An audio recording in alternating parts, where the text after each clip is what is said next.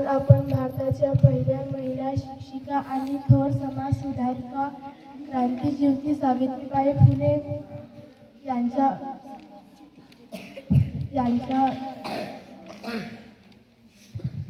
यांच्याबद्दल दोन शब्द सांगणार आहे. पहिल्या महिला शिक्षिका आणि थोर समाज सुधारिका क्रांतिज्योती सावित्रीबाई यांच्या खऱ्या अर्थाने अर्धांगिन्या ठरल्या.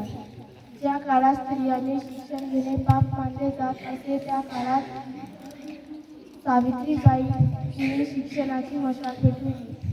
त्यांचा प्रवास सोपा नव्हता. जेव्हा मुलींना शिकवायला जात तेव्हा लोक त्यांच्यावर शेण, दगड आणि चिखल फेकत असत.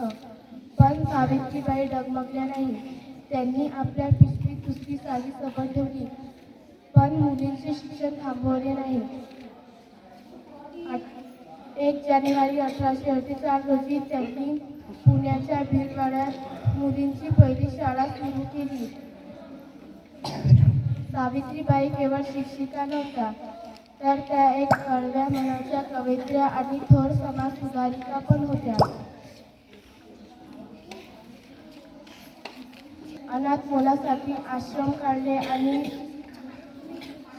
आणि प्लेगच्या महामारीत रुग्णांच्या सेवा करताना स्वतःच्या प्राणांची आहुती दिली. आज आपण मुलीचे ज्या टाटमानेने शाळेत जातो आणि शिक्षण घेतो त्यांचा संपूर्ण श्रेय सावित्रीबाईंना जातो. त्यांच्याबद्दल कृतज्ञता करताना मला म्हणायचे वाटतं,